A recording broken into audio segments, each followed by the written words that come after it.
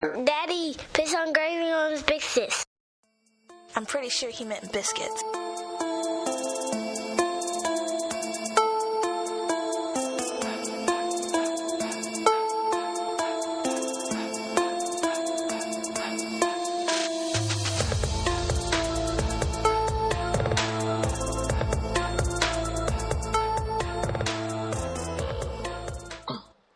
And we live. Yeah, it is. We back for another episode of Business and Gravy. I am one Chase Davis, along with my co-host Lynn Roberts, but y'all already know that, man. You know what it is. Each and every week we come at you with some more gravy for your biscuits. Sure enough. We explained it last time, man. We're gonna do it one more time. All right, people. Which one are you, biscuits or gravy? No, you the biscuit, and we both the gravy. We spread this on your dome. This knowledge. We give away free game. Right. We spread it all your over mind is a biscuit, and we pouring gravy all over it. For free. It's good gravy, though. There's nothing for free these days. That's amazing. Absolutely. Tell me about it. And the voice you hear is a good friend of ours, none other than the. I don't even know what to say about you, bro. Good friend of mine. Shorts wearing. You gotta do that. Good friend of mine, another brother of mine that we seem to, you know what I'm saying, and same thing with you. We seem to see life through a very similar lens. You know what I'm saying? Things that we've gone through, things that we believe in, and that's Andrew Lawrence, bro. Say what's up to the peoples, man. Hey, what's going on, everybody? I'm humbled and thankful to be here on Biscuits and Gravy. Been following y'all since y'all had y'all first episode. Really proud of you two guys. Appreciate it. So, man. I'm ready to get into it, man. All right. Today's topic. Chase, let's do our customary. Oh, customary. My bad. Oh, yeah. You ready over there too? Yeah. You know it already. Customary Ciroc shot. And we're off. And we off. All right. Oh, hold on, wait. Before we take off, ain't it Good Friday? It is Good Friday. Yeah, it is. That's true. It is Good Friday. It is. So we just took a couple good shots. Okay. You cannot forget that. And I'm still in the Dominican Republic in my mind. So Get out of there. Come on back home. I'm bringing it back slowly, but No, man. May you never leave, Chase. You stay there as long as you can. I will say, I think I'd be remiss if I didn't say this, and you two probably have experienced this as well. As far as economically, we're far more advanced than them. We're ages beyond their level of economic progress. And our prowess is just it's crazy different here, and everything that we can get, the way we live, even the infrastructure. What your house looks like, what your condo is like, is so different. However, culturally, they live in almost like a type of peace that I don't get at home. You know what I mean? There wasn't a whole lot of money or whatever, but everybody was chilling. And I thought about it when we're conditioned to like our work week and everything, and how hard we work, what we have to do to provide for our families and for ourselves. The way we felt on vacation, they're doing that right now on Friday. They did it on Tuesday. That's their lifestyle. It was so peaceful. It was crazy. Disconnected from the rat race, man. Right. Yeah. That's the reality of it, man. And I tell you what, on the flip side, at another point you bring up, I say this often. Soon as you're born in this country, you're some of the richest people in the world. Absolutely. Our minds are so closed to just this country, man. Outside of this country, it's a blessing. So really, in my mind, and obviously there's ups and downs, and we'll get to the topic of the show, but this is our show. Yeah, sure. In regards to the ups and downs of life, I get those. There's really no excuse for you to not progress, except for you got some mental and stumbling block. And over time, we're going to hopefully change that. Put some of this gravy. Yeah, that's what the gravy's about. Yeah, it is. That's what the gravy's for. One thing I'll say, and just for economic reasons, and people who don't know what the exchange rate is in the Dominican Republic, their currency is Dominican peso, and for $1 you get 50 Dominican pesos. My next stop will probably be Bogota, which is in Colombia, because the exchange rate is for every $1 you get 3,153 Colombian pesos. I want to go, Chase. Now I'm gonna have to take my wife. She gonna have to come on, because we know it's real out there. Hey. But I want to go. That's fine, man. It's real out goddamn truth. Hey, trust me, I know. Trust me. Andrew and I had a conversation, and so have you and I, Lynn, about how we can attack some of the issues that are going on in our culture, in our neighborhoods where we came from. It came up prior to the Nipsey Hussle incident when he was tragically killed in California, but it showed its head again, and it gave us both a feeling that this is so important to get this out to the people and share what we thought, because we had some great ideas. And via Andrew, he gave me 2 interviews that we want to play, sound bites from. One from Killer Mike, who lives in Atlanta, a well-known artist, rap artist, and T.I., and everybody knows T.I. And some things that they try to do in their ideologies about how we can reinvest and and just change our community and our way of life and improve where we come from, right? I think I'm gonna play the Killer Mike interview first, his sound bite, because after that, what T.I. experienced is kind of reciprocal to that. What could happen after you do it? Yeah. It's kind of the 2 ideas are kind of, I guess you would say, on opposite sides of the spectrum, right? And as you listen to the bites, you'll see, and then I guess we could chop it up after that. Absolutely, yeah. Let's do it. Shea washing room shops. We have one in State Farm Arena where the Atlanta Hawks play. We have our flagship store on Edgewood Avenue. Edgewood Avenue and Auburn Avenue were once the centers of Black Atlanta in terms of commerce and retail and money. Atlanta Life Insurance Company was there. You guys Google some of this stuff. This is big time shit. This isn't the old narrative of we've never had nothing, because that's not the truth. Atlanta was a very rich city for African Americans. Still is. On this street used to be owned by African Americans. The storefronts in there. Their children, after these people died off, sold the buildings off and sold it for cheap. And I know this because a man named Mr. John, who runs a grocery store there, stopped me one day. He said, Michael, after we're gone and this neighborhood's been gentrified and everything's different, they're going to come along and say that white people stole this from us. And he said, that's not true. He said the children of the people that were here left, and they never came back because they didn't think what their parents built was good enough. Oh, man, and it killed me. Because that is not just black people, that's Americans, period. We have gotten to a point where we are unappreciative. We are entitled, and we don't think what happened before us was good enough. So we don't treasure it, we don't honor it, we don't. Okay. That was a snippet from the Killer Mike interview, and now here's T.I. You know what I mean? You was early on all that though. Even with new finished homes, because the point of it was to build nice houses for low-income families. Right? Yeah, absolutely. Really, man, the point, boy, what we started doing was buying crack houses. I started out buying houses that I used to sell crack in my old neighborhood, and we buy them, rehab them, refurbish them, and put families in them. Sometimes we maintain ownership of it and kind of like rent it out to Section 8 people, or so on and so forth. But I saw that in a matter of 2-3 years, a house that I had bought and totally refurbished was back a crack house again. Wow. You know what I'm saying? And that kind of... All right. Based on those 2 sound bites, go ahead, Andrew, take off. Give us your feelings about that. Yeah, man. So, I feel like you mentioned, Chase, you and I have had this conversation a few times, and it's just 2 different ideas and 2 different viewpoints on how we can better our community, right? And how we can help those people that look like us coming from the same places that we come from. And the 2 different points being, so if you take, rest in peace, if you look at Nipsey Hussle's life and what he did.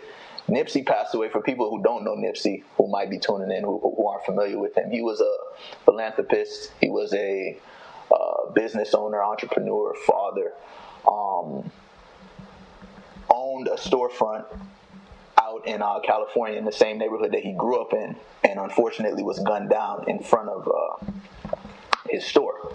And if I'm not mistaken, if he didn't own the entire plaza, he owned most of it, and he would practice such things as hiring people from his neighborhood, people that he grew up with, and giving them jobs and opportunities and things like that. So in our community specifically, and in other communities of color, there's always a tension between growing up in certain places, humble beginnings, impoverished areas. And there's always this kind of underlying theme of, well, do you get up and move out and start over somewhere else? Or in some way, if you do something like that, are you a sellout? Are you not showing loyalty to your community or where you come from? And so in the two examples that we saw there with Killer Mike on the Joe Rogan show, first, I thought it was very telling. He's talking about black-owned commerce and business in Atlanta, and how you had these business owners who had owned their business and lived their life and probably afforded their kids the best education and opportunity. And in turn, their kids just decided that, okay, what we'll do instead of owning this particular thing is we'll sell it, we'll cash out, and we'll move on. And Killer Mike's view on that was obviously that wasn't the answer. He feels like it should be a family business. It should be passed on. It should be taken over. And I think we see that in other communities. I think if you look in the Jewish community, if you look in the Hispanic community, you can see that a lot, particularly in Miami, up until Pembroke Pines and coming up in the Broward. Now, you see that a lot. I thought T.I.'s story was telling because I appreciate his honesty in it. He starts off by saying how he had a program which I could only liken to something like Habitat for Humanity, and he's refurbishing these homes, some of these very homes in places where he used to trap out of and sell dope, sell crack. And he came and gave people opportunities and new living conditions and environments, at least directly to where they were living. And in 2 to 3 years, they had went right back to being crack houses.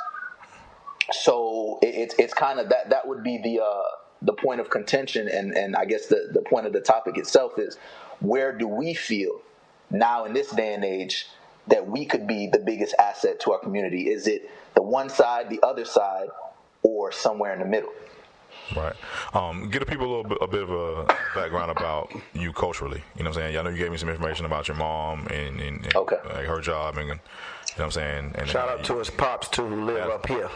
Yeah, they live right around the corner. So definitely both of my parents, man. So I guess my background is slightly unique to maybe to you and Chase Lynn, as being that my parents are from Jamaica originally, then moved here, and so that would make them immigrants, and I would be like what you call like a second generation Jamaican, but I was born here in the States. So me and Chase were talking about this idea I was expressing with him about almost what seems like an invisible ceiling here in the States for people of color, black people who are born here in the States. A lot of times there's a subconscious ceiling as to the opportunity that you can take here. And a lot of times it happens because tangibly, visibly, you can't see certain things that you could strive to be because you don't have tangible examples in your neighborhoods or where you're coming from. So the example I gave was like, for instance, our field of work where we work. I remember as a kid growing up, when we stayed in East Miramar, my mom took us a couple times to the fire station, and we did the fire station tour. And it was great. I enjoyed it as a kid, but it never connected to me that this is something I could aspire to do, right? So in my neighborhoods, I remember growing up from when we were little, young, living in Miami to living in Miramar and watching my parents kind of progress and work on until they were able to buy a plot of land pre-construction and build a home on it.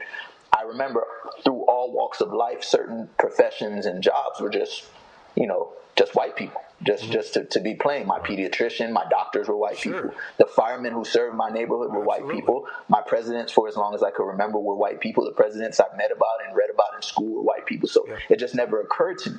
So the story that I told Chase was, now my mother worked at Jackson Memorial Hospital. So if you, most people are familiar with Jackson down in Miami, and Ryder Trauma Center. So she was working there before I was even born.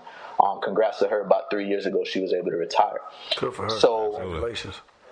So the cool thing about her maintaining this job for 30 plus years is that when she first came to Florida and we were living in a certain neighborhood in Miami and then moved on and moved up into living in Broward, she stayed at the same place. And she told me stories of when we had finally got the plot of land out in Southwest Pembroke Pines, which is considered Southwest Ranches now. At that time, it didn't even have a name. They called it unincorporated Pembroke Pines or unincorporated Broward. Paid if you still had that property. Hey, Yeah. You guys had a show on divorce already, right? So you know how that goes. So maybe not as much as you thought. What you mean, What you mean? But anyway, so Everything? so yeah, man. So I remember her telling me stories about being at work and people being like, "Oh, you moving? Where you moving to?" And it would be people from all over Miami. And a lot of her coworkers would be like, obviously her black coworkers would be like, "Oh, you stay where?" Nah, man, I'm not about to move out there with all them white people and leave where I'm from. And you can have them white people neighborhoods and this, that, and the third, and so on and so forth. And I remember my mom, in telling me that story, she saw it as a teachable moment and said, "Look, son," and I'll never forget this. And it was something she would constantly instill in me. But she'd say, "Look, anything that you want in this world that's good and beneficial, and you think it's something that you can obtain, then you should obtain it as long as you work hard for it and you deserve it and you should get it." So that's anything. So particular lifestyle, quality of living, schooling. I don't have kids, but whatever school you think offers or affords you the best education, safety, things like that. And you should never be kind of encapsulated by the fact that these things are occupied by somebody who has a different race than you, right? And I think the reason she was able to have this mindset, and as I had more conversation with my family when I got older, is it's slightly different in Jamaica, right? Sure. Growing up in Jamaica, for the simple fact, the dope boys is black, the lawyers is black, the doctors is black, the politicians is black, you know what I'm saying? The athletes is black. You never experience, and again, this may be something that people don't think about, but you never experience kind of that subconscious ceiling to say, well, damn, I don't know, what it would be like or to do this or that, because everybody in your community looks like you. So you never have that handicap to feel like, oh, why can't I be a doctor? Or why can't I be a politician? I told Chase another story growing up, and I'm sure we've had this experience. I'm not a deep, major comic book fan, right? I'd probably say I'm like a general public, like general population comic book fan. Your Superman, Spider-Man's, Batman. You get me? Right. I don't know about the alternate universes and all of that, but I remember vividly as a kid watching a Spider-Man flick and coming home and trying to shoot webs out of my hand. You get me? Right. I remember seeing Batman coming home tying a sheet around my neck and I'm playing with my cousins and I'm acting like I got a cape and all of this. And you forget about it. But remember, at the end of the day, unless you were like a deep comic book fan, or thank God for Black Panther nowadays, you're a young boy, impressionable boy, black kid, and your heroes don't look like you. Nope. Oh. And what does that do to your subconscious psyche for the fact that anybody who, is supposed to show attributes of heroism and all of these great things that, we talk about, you're never really seeing anybody that looks specifically like you. You get what I'm saying? So that was kind of what I got from my parents and my family as far as, cultural differences with my background, Those are valid points. Like I was talking to Chase prior to the show, man, we absolutely grew up differently, but some of the things are still the same. Let me address the two questions that relate to Killer Mike and T.I. first and foremost, so I don't get sidetracked. As it relates to Killer Mike, I agree 100% in terms of his mindset as it relates to gentrification. Gentrification is a good thing, and to make it plain, we have dilapidated, ghetto, messed up houses all over our community right now. And if we're able to make a living, but there's so many great people come from those things. They come from the grime, athletes, different professionals. They just leave and never come back. I don't have a problem with you leaving if you want to afford a better life for your kids and for yourself. I understand that completely. But just because you leave doesn't mean you don't have to come back. It's nothing, we spoke about this in the show prior to, it's nothing for me to be successful and I never give a hand out to reach. There's strength in unity, man. We can either be a community who come together and better our neighborhood, or we can be the same people who destroy it. You got to have a mindset, man. It's about changing your mind. You can call me a sellout. You can call me a hater. You can call me listening to the white people. You can call me whatever you want to call me. You have to have the mental capacity to deal with that and still move forward. Because most of the cats just running their mouth and talking foolishness anyways.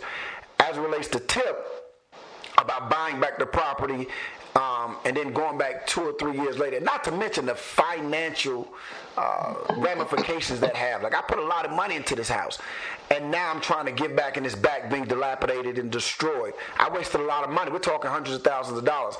I told Chase on the flip side of changing the mind, because you change the outside, the home, but you have not changed the mindset, the mental slavery that we have based on the way we grew up. Even when you were saying, we didn't see, I was born in these states. I never even imagined being a fireman or going to college. It was not even a question for me of doing it because I had never seen it. It seemed so unobtainable. That's where you have to change your mind, be headstrong, and on the flip side, if you're giving back to the community, be strong enough to understand that it may not work the first time. Don't give up on the community. Go back, because it's so easy to give up on us or turn us into nothing and throw us away, and then nothing changes. We just talk about change, but don't aim into assisting or facilitating that change. I completely agree with that. I don't want to make sure I state that the philosophy of Killer Mike's concept is, I don't know who coined the phrase, but it was regentrification. Meaning that when you do leave, you do better yourself. You do, I don't know, whether you go to college, start your own business, whatever, you come back and reinvest in your community. And he was talking about purchasing property and land and stuff in your own community or whatever to make sure that it stays a part of the people. Gentrification has been coined a bad thing because of how it's happened to our communities, who has done it and what they've done it for. Say how we've allowed it to happen. Right, because the benefit was never for us. Like we were gentrificated upon, and whatever the word is, whatever. But and then the benefit after it happened was never reciprocated in our own community. Oh, no, the money, that money that happened after it was, bust down and redeveloped, it never came back to us. We were just pushed out. Right? Sure. Now, what we're saying is you have to understand that the methodology behind that kind of gentrification was bad for us, but gentrification itself is absolutely necessary. Going back to Nipsey Hussle, you did exactly what Killer Mike was talking about, right? You elevated yourself mentally, right? And we'll talk about the mind in a second. Mentally above those who are around you. You try to take your community with you, but everybody can't go. No. And you don't necessarily know who that is. Right? Mm-hmm. So you establish your business in your community, because I'm not going to take my money and put it somewhere where my people are not. And I understand and I get it. Right? But even with the word of God, it says, with all your getting and understanding, you have to understand that if you can't capture the minds of those people to be like-minded like you, they'll kill you no matter what you're doing for the community. You're standing right there in the hood that we all grew up in, but because you were mad because I called you a name or we had a disagreement, you came back and you killed me even though you knew what I was doing. Because your mind was not like mine. Right? We were not like-minded. That's where the danger comes. The gentrification must happen, even if it's done by us. If we go back into our community, we need to gentrify it, and we need to have a weed-out process. We need to have classes and institutions like MBSI to get people to come and let's get your mind changed before we invest all this money into our communities, rebuild these houses, buy all this land. We make our own stores. We create our own economic system like we see in other cultures. And then you tear it down or turn it back into a crack house. Like, what was the point? It was a waste of time, money, resources, and I feel defeated and deflated if I bought these houses on this whole block that I lived on my whole life just to come back and see it turn into what it was before I even did all this. You see what I'm saying? Like, if I can't get your mind, I don't have anything, right? Yeah. But the thing about it is, in terms of time, because what T.I. did from an investment standpoint, and I've talked about it before, that I'm interested in, and I do real estate investing. Homes are categorized pretty much from either A to D or A to E, right? The type A home is a home that investors are not going after. These are beachfront homes where it's going to be too many resources allocated to even make a profit off the house, no matter what you're doing with it. It's almost not even worth it. Then it goes all the way down to D, E, whatever, right? And these are type D homes that he was talking about. A crack house is a home that you would not live in. You wouldn't want your family living in it, right? You really don't even want to deal with tenants that would be interested in living in it, because the tenant that you would vet through a typical process like through Section 8 or even like before Section 8, or background check that you wouldn't want in your property that you own now, right? He took those, rehabbed it, and try to make sure he gave it back to his own people. It wouldn't be hard to do, because the people who, are quote unquote middle class, kind of the people that have already left aren't trying to live there, right? They don't feel safe there. They don't have the HOAs there, the gated communities and all that stuff, right? That's what he went after, right? And out of goodness of his heart, he went after that, even though it possibly could have been an investment opportunity, but that's not even his realm, right? That's not his, he even said in the interview, that's not his primary source of income. Right, he was doing that because I want y'all to have something better. Oh, I'm fairly positive he lost money on that. Yeah, he missed the minds. Oh, no. He couldn't get the minds of the people. But that goes back. He definitely lost money on that, bro. But it goes back to, like I was saying, you have to. When I started Mind, Body, and Soul Institution, right? I'm dead in the hood in Pompano. I'm literally an hour and 15 minutes away from where I live. I don't get one dime. In fact, it costs me money to go there. It costs me time. Right. It costs strain on my family. I say all that to say this. And first and foremost, you got to understand, I was purposed for this by God. There's no other way to explain it. I'm not this good. But I am committed to the cause. If I cannot invest in the people who look like me or the community, then as far as I'm concerned, I failed them. Even if I reach one or two people, and I was telling Chase, I'm doing an entire series for the next couple of weeks on changing your mind. If I could change your mind and the way you perceive things, I can change your life. It has to be an internal change that will manifest in terms of physical, as it relates to gentrification, as it relates to caring about your community, as it relates to caring about the people, the women, and the children of that community. It has to be a change in mind, even if it costs me my life, Chase. Yeah. Because I'm of the mindset that you can't kill me anyways without God ordaining that. He has to say, yes, I agree to that. And that was time for me to go anyways. Now I have a heavenly mindset, one that states, I know heaven is better than this anyways. Sure. What lives longer than any man is the legacy you leave and the impact you have on that community. That's why I get upset with a couple people who come to our community, who work for different places and talk bad about our community, but you can make a living in our community, be down us, and then go away and live. Shut your mouth. The people who are actually spend that money somewhere else. Absolutely, they do that. Exactly. So it has to take a change of mind on the person who's affording the gentrification, and also a transcending and changing of the minds of the people who are recipients of those benefits. You know what I mean? Like the people who will be living in those houses or whatever. We have to love ourselves better and know we're better than just rap stars. And that's another thing. I'm going to let y'all get to it. This is the entertainment business they're in. The dude by rapper name is Killer Mike. You listen to the interview. He's articulate. He's smart. He's intelligent. We got to separate entertainment from real life. Yeah. There's a few things we got to separate, man. If I could jump in, man. So me and Chase also had this conversation before, and it's in all honesty, this idea that I've been thinking about is in its infancy. So still haven't had a whole lot of time to process this and go through it, but I feel like us as a people, a lot of times we put too much stock into and loyalty into inanimate things, words, objects, things that aren't ours. Like for instance, like at some point, bad credit in many of our communities has just been synonymous. It's a black people thing. Sure. And I'm here to tell you, it's people all over America from every type of race and background and creed that has bad credit. No doubt about it.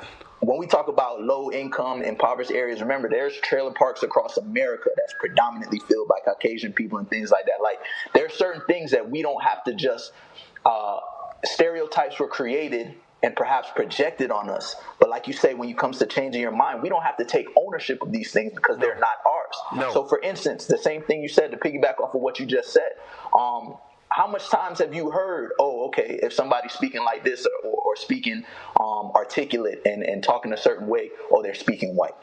Sure. When was that something that was reserved? When was that something that was reserved for white people because you can articulate yourself and use proper grammar? Mm-hmm. Also, conversely, on the other side, if somebody uses Ebonics or we get comfortable or we're around our friends and family and we speak a certain way, all of a sudden we're talking black. When if you go to other places in America, if you go to the deep south or you go to Louisiana, somebody has a Cajun accent. It's just Cajun. Or if you go to other places, somebody just has a southern accent. Mm-hmm. But we allow people to say things, and even in ourselves, in our own community, we say things like, oh, okay, he's talking black or he's talking white, for whatever the point is. Right. So the idea that I'm expressing and wondering about is if we don't have too much loyalty to inanimate things, like, yes, love the people from where you come from. You know what I'm saying? Love the community as far as the human beings from where you come from. But do we put too much onus on loving inanimate things? Like, is it really necessary to die for your block? Like, this ab by this street. It's not. You know, so I wonder if we don't have too much loyalty, because me and you have talked about it, Chase. Like, you look at the word hood, like, look at this root word. It's just a neighborhood. That's just coordinates on a map. Right. So yes, care about those people, care about the community being the people, but don't have loyalty. Like Jay-Z has a line on his 444 album where he says, please don't die over the neighborhood that your mama rented. So we got people dying across America every day for plots of land that they don't even own. Bro, it's a change in the mind. You can be loyal to a fault. Let me be clear about this. When I said you have to have the mindset of being willing to die, make no mistakes about it. I'm talking about in terms of if I'm working in the community, I'm doing my business. In fact, I feel comfortable in it. Thank God. I'm from Pompano. I am Pompano. I, in fact, pride myself on being able to articulate myself. You can put me in a Fortune 500 company and I'll be just fine. And then you can take me to the hood and I'm still good. It's a balance, but as it relates to dying for your hood, that's absurd. That's ridiculous. You know what that means to my sons, to my daughter? I'm being clear. Like, if I'm in my community and God forbid something happens and I end up dying there, that's different. But we have to start loving one another. And it starts even with dialect like we're having. We're intelligent young black men who are professionals, and our conversation ain't strictly about chicks and money and you know what I'm saying, chasing this and doing that and the third. That's a small portion of who we are. But there's so much more to us, and it starts with dialect, conversation, just like this. I'm gonna tell you a little testimony, then I'll let you go, Chase. Just that mind, body, and soul institution, man. I have a nephew. I think my nephew Breon is 24 years old. And I'm not saying that I birthed this in him, but what I did was help bring this out of him. Ever since he's been going to the ministry, now that the business idea he's had, he's got the confidence enough to start it. He bought him a truck. He bought a van. He could have bought some rims. He bought a van to start a business so he can be his own boss, and I'm going to support his business so he can be his own boss and be set free for his family. Even though it's in him, we have a responsibility as it relates to us men to help get those out of those young boys. You don't even know the impact it has on a black child when you step off the truck and they see a black person. It's huge just from them seeing you. So we have to change our mindsets and change the mindsets of the people. Most of the people from the hood who killing all this stuff do not have guidance and or a father in the home, and they're looking for love. They or vision, in the streets. Or vision, man. If you don't listen, for lack of vision. If you don't see your situation, and I know you're trying to jump in, Chase, but if you don't see any potential in your situation, then it leads to hopelessness. Yes. And when you have hopelessness, you do things that are you do drastic things. You do things that you normally wouldn't do if you thought you had hope, if you had a chance. Like, you ask anybody, you talk to any of your peoples that did bid. There's a big difference between a lifer and somebody who's looking at going home in a couple years. A lot of these prisons across America where cats is looking at doing a couple years and they about to be home, it's a whole different vibe than when you going somewhere and you looking at boys doing football numbers. You know what I'm saying? Like, there is no going home. No. It's a whole different ball game because there's no hope there. You get what I'm saying? So my thing now, to play kind of devil's advocate, what I was saying with this idea that admittedly I've not fully processed yet, but that's okay. I'll still offer it up. my thought is this. So if we're leaning towards showing love to the people and not the street or the coordinates on a map or where you come from as far as that goes, not taking away from anything it taught you and how it brought you up and made you the person that you are. You spoke about a vetting process, Chase. Yeah. And my thought process is like right now, let's say we're looking at, let's talk about Latsahatchee, right? Mm-hmm. Let's say we're looking at some land out there. This is my proposal. Let's say we're looking at a plot of land and we say, all right, well, we can open up this thing here, and let's say we can open up 3-4 storefronts.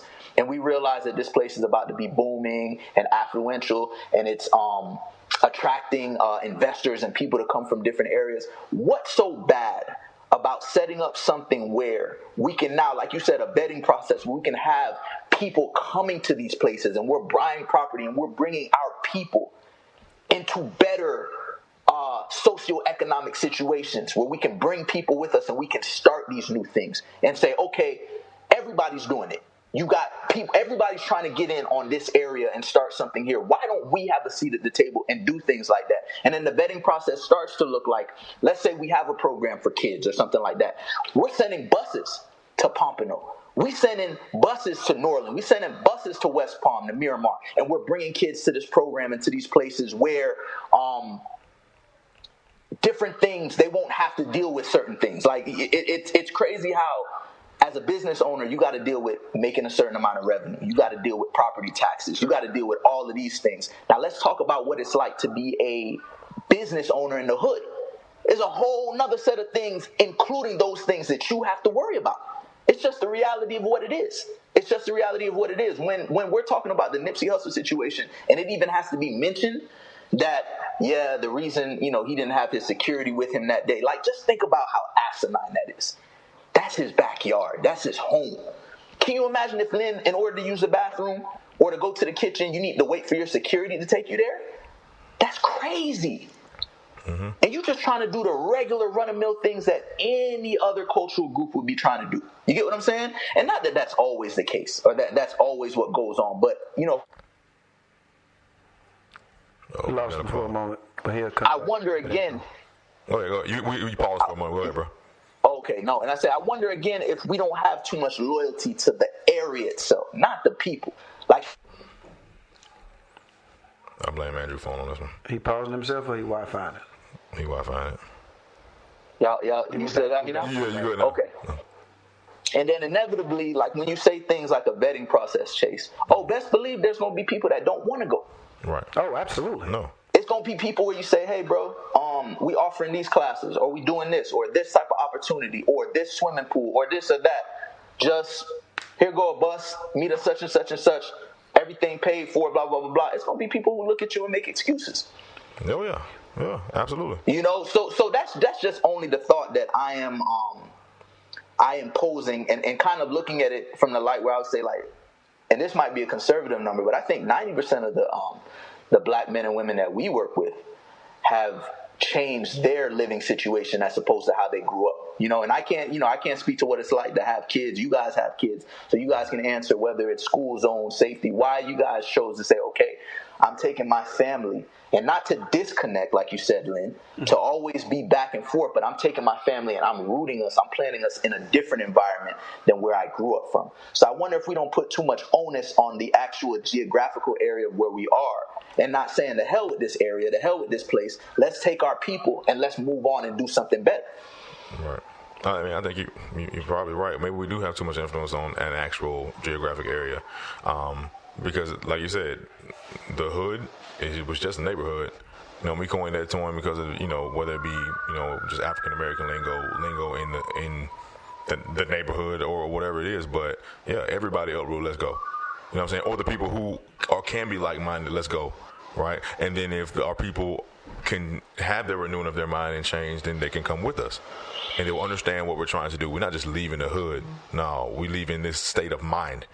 You know what I'm saying? We're leaving this. I want to go back to something you said about stereotypes. And I just want people to understand that stereotypes are backed by statistics. But you have to understand that statistics can be whatever you want it to be. You mean they can be skewed? Skewed. Absolutely skewed. You can turn a statistic into whatever you want it to look like. You can take information, create a statistic that will support a point of view or combat a point of view. Period. It's just depending on what you want to do.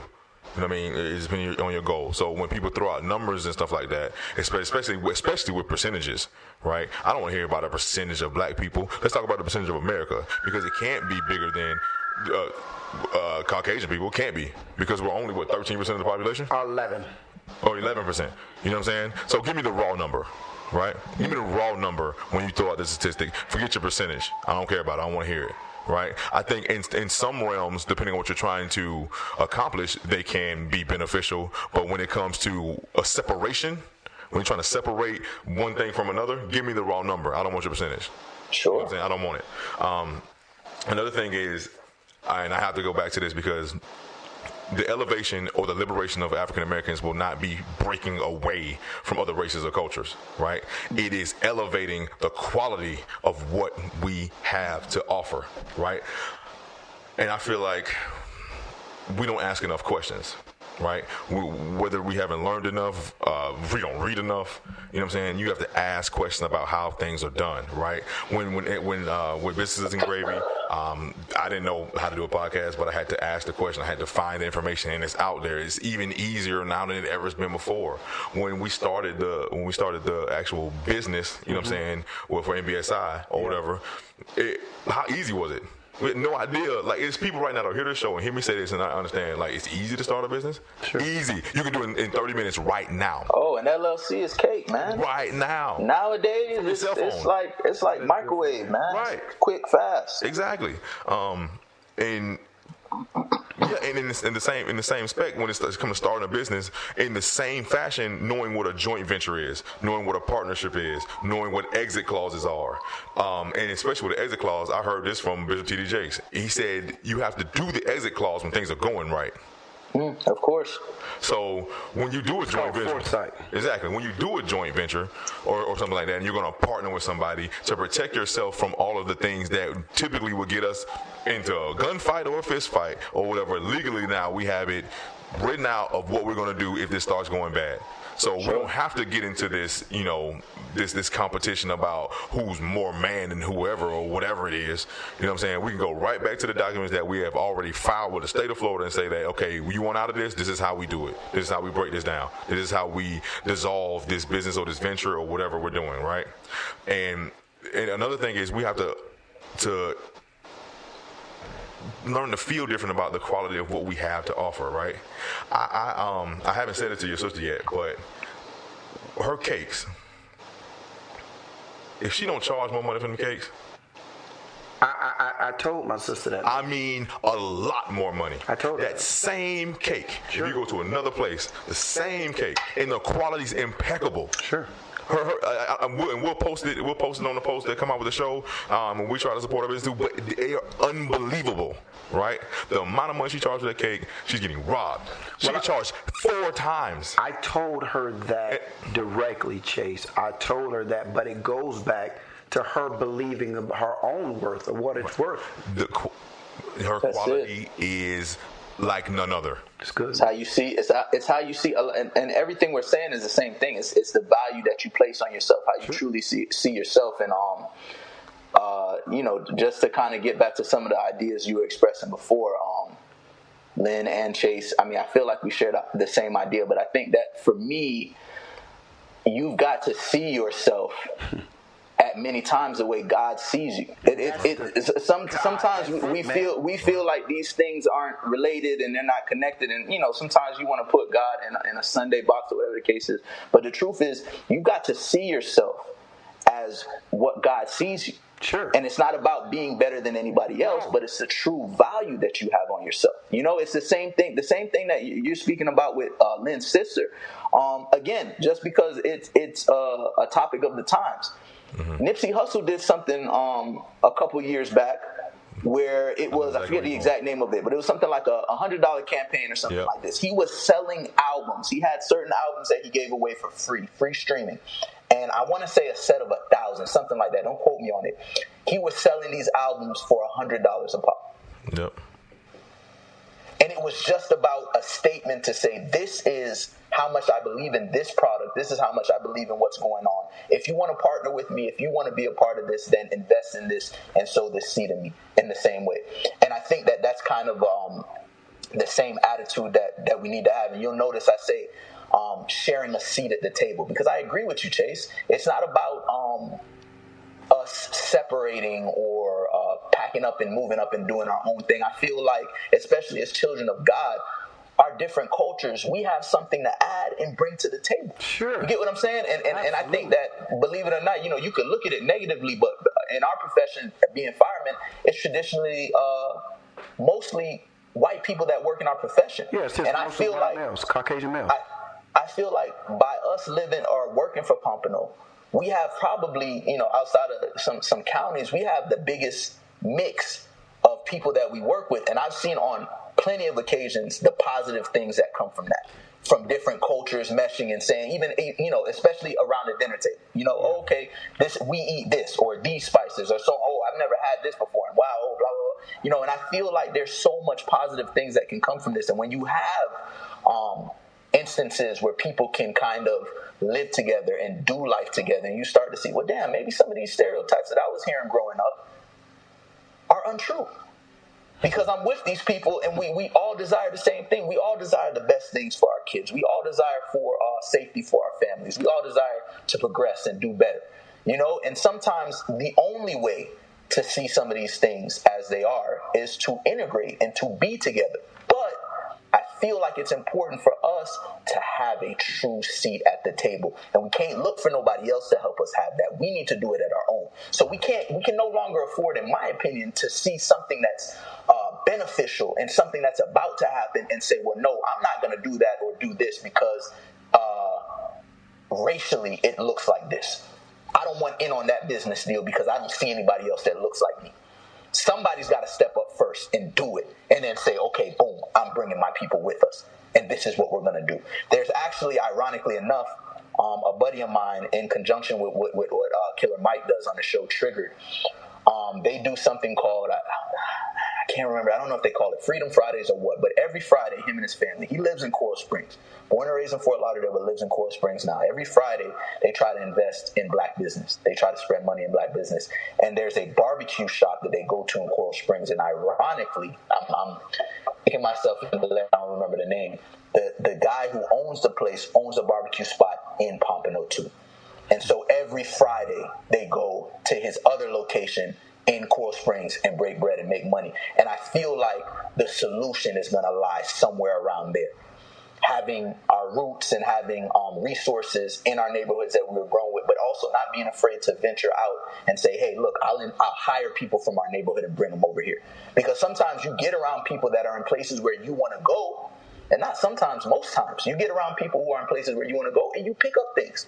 Just by listening and being a part of conversations and saying, okay, there's a different way to do things. You know what I'm saying? Maybe I don't have to fight or take up stock in things that depreciate in value. You know what I'm saying? Yeah. Like that, I remember that was mind blowing to me when I learned that as a kid. As soon as you drive a car for life, it depreciates. Mm-hmm. And as a kid growing up, there's nothing attractive about buying property versus buying a brand new car and throwing some rims on it. Nothing. So back to what you were saying, Drew, a lot of things you were talking about, and I wrote a couple things down, man. And everything, the source of what we were saying, Chase, and like we were saying from the beginning, bro, it's a changing of your mind. You have to change your mind and know your worth. And I was able to do that, born from the hood, man, living in the ghetto, living in crack neighborhoods, dealing with so many things that people cannot even imagine. I realized it's the grace of God. But what I found out how God sees me and what God says I am, everybody else who say in opposition of that is a liar. I don't care if it's my mom. I don't care if it's my dad. I don't care if it's my own thoughts. You said that I can do all things through Christ that strengthen me. That means for a person who say I can't do it, you are a liar. I have a serious problem with people who gotten to a point and forget where they come from.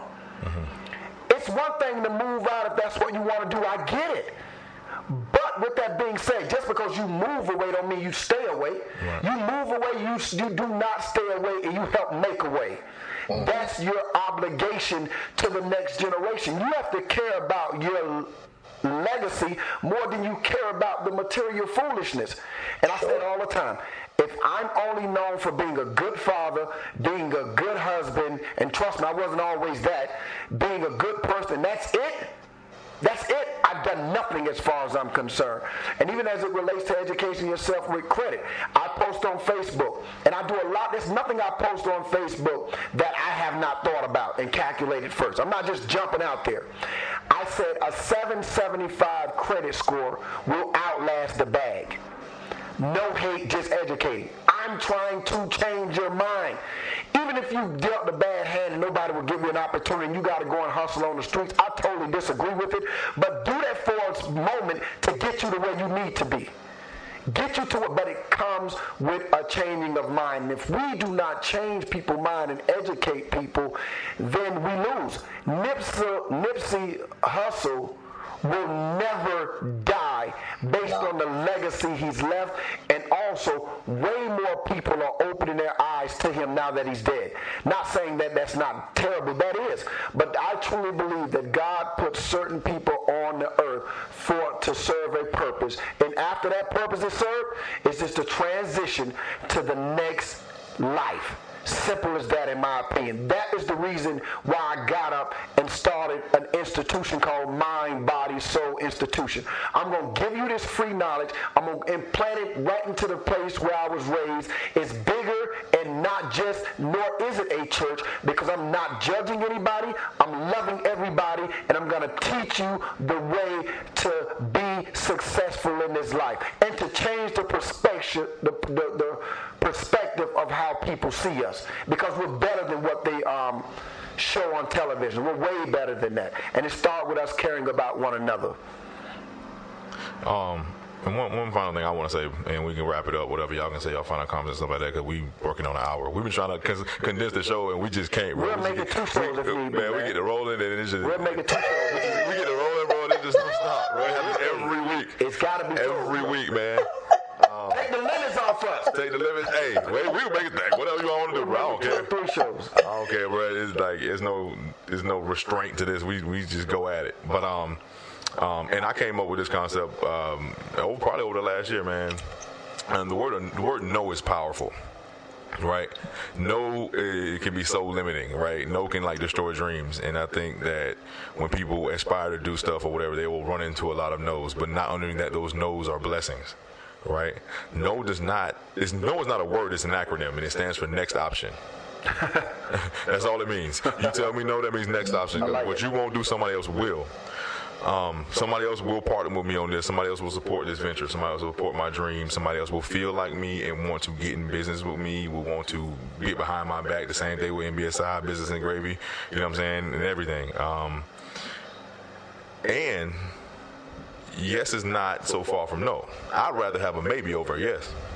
You gotta explain that, doctor. I'd rather have a maybe over a yes. All right. Yeah. Because maybe means that you're gonna go away with what I said, with what I've given you, of how I feel and what I'm trying to do, my goals, and you have thought about it.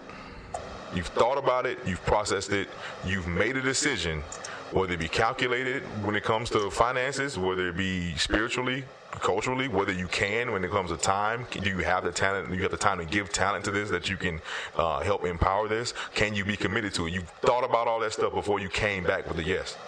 You didn't just tell me yes off the bat or whatever and then realize it was too much for you to handle, right? So sometimes I'd rather have a maybe, and that leads to a yes than just a straight up yes. Because once you get knee deep into it, you realize it was something that it was more than you can handle.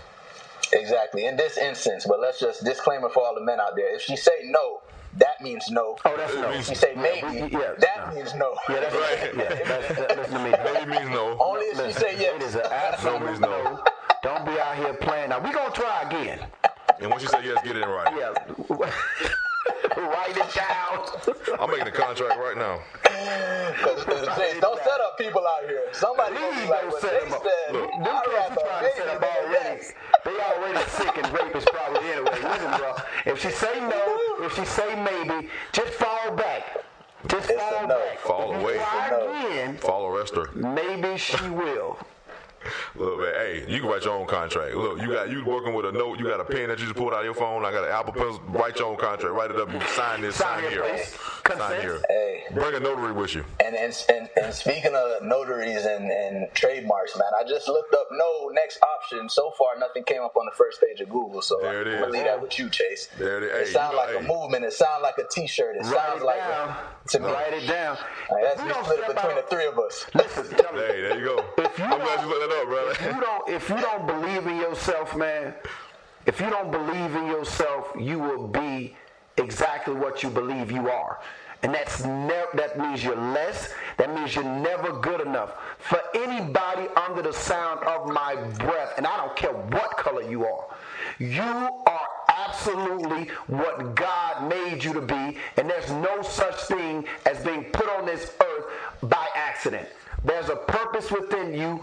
Go and fulfill it. I was thinking about this, Chase. I told my wife this. I say partially of the reason why so many people are frustrated at their job, and don't get me wrong, my wife made good money. It's not about the good money. It's because you're not living out your true destiny. Right. And sometimes complacency and comfort can be the killer of your dreams. And sometimes what's frustrating is that, especially with people who you love and care about, it's like almost when, and they have to find it for themselves, but when you see their purpose and they don't. You look at your wife and what she does with this furniture, with decorating, with it's unbelievable. Yeah, she's good. Right? She would do it for free. She does it for free. It's something that she would do for free. Yeah. That's probably your purpose. The thing that you would wake up and do and not get paid for it. That's it. Like, she would decorate your house for you, like, or maybe not do it like hands on, but she'll tell you, I'll make this color, I'll do this with that. Or you don't get paid enough. Yeah. Right. Yeah. Can't get away from it. I gotta go back. I know pompanos are part of my purpose. I know. Lady in the DR.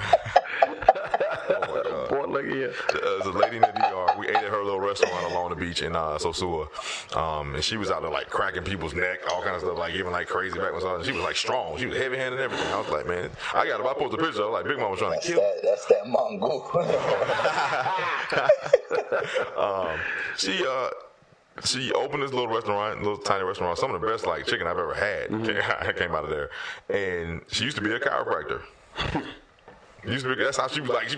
I never had my neck cracked like that. Man. But being a chiropractor, it was not fulfilling to her. You know, my wife, kind of bringing up my wife, she said something to me last night. She said, I finally thought about what I want to name my business. This is what I can do. And it's something like Heavenly Designs, Shauna's Heavenly Designs. And I was so happy about her. When you see the potential in somebody, help nurture it. Even if they're not moving in it yet, don't be frustrated. Don't give up on them. Help nurture it and pray to the point where they get to it. Right. We, all of us, are better than what people say, man. We're truly made in the image of God, man. And we can do all things through Christ. I believe that. I live by it. Man, bro, we appreciate you being on the show, bro. Like, and there'll be many more for sure. I appreciate you guys having me, man. We gotta do of course. He was supposed, and Andrew was coming via FaceTime from Broward, but he was supposed to come up here today or whatever, but it was bad weather. But we will have another show where you'll be in person, bro. You'll get the full Bizcuits experience. We'll be in here cooking, eating breakfast. Like, it take us like hours to actually get to the show. Boy, them grits was good this morning. Hey, I busted down. I ain't playing. Oh my God. I believe it. I believe it. Man. Yeah, man. We appreciate you, man. And one last thing before we end the show, I do have to give a shout out to Renisha Drayton. I got a word from the Lord yesterday, and something came to fruition. She's going to impact so many lives. Told me about that, man. That's awesome. Completely her calling, man. I hope she listens to this show, and I hope she takes advantage of it. God led her to the right spot. She had been talking about this for a long time. If people who don't know, she's a therapist, the best therapist in this nation. Believe me, she's the best therapist. I've watched her in her petite stature take hardened criminals and bust them down like grapes. True. Right? And completely renew their mind. Is all she's been about. And there's a big portion of our our system when it comes to like juvenile detention and foster care and stuff like that, and it was just transition. Yes, it's huge. Transition housing, transition opportunities for these kids. They go to these programs, they get this renewing of their mind, but when the money runs out or they age out of a system, they go right back into what they always knew, with the same resources, with the same people around them, and they kind of almost feel forced to go back and do what they have always been doing. And what they need is a transition house. Not just a transition specialist, but a place to go to where they can build on what they learned while they were in the programs. Sure. And she, with the grace of God, she'll have an opportunity to do that coming up very soon. This show is for the grace of God, for the glory of the Lord. Glory of the Lord. That's the reason why we do this in the gravy. That's the reason why there is an NBSI. There's a reason why we're all together. We're here for each other. All right. Hey, that's strength and unity, man. Before y'all get out of here, I just want to say this real quick before we roll. I thought about this. It's called a trap for a reason, man. It's called a trap, being in the trap for a reason. It's a setup, bro. Eventually you're going to get caught up. Change your mind. Believe you are better than on the street. Don't think about where you came from, man. Have vision to see where you're going. And I will give a large portion of my life until God calls me differently to educate, congratulate, and to love without limits, regards to creed, sexual orientation, how you look. I will love just like Christ loves us. If I can love you, then I hope you can love Christ. You love Christ, in turn, you'll be able to love yourself. When you love yourself, you'll do better for yourself and for other people around you. Andrew, you got any final words, bro? Nah, man. I think it's all been said, and it's been said well. I really appreciate y'all having me on the show, and I think it's great what you guys are doing. I wish you much success, and just continue doing what you're doing. That's it. Thank you for having me. Right, peace, Drew, man. Yeah. Thanks for coming, bro. And we'll see y'all next week. Deuces. All right, man. Hey, Ciroc's on me next time, boys. Hey, listen, man. Hey,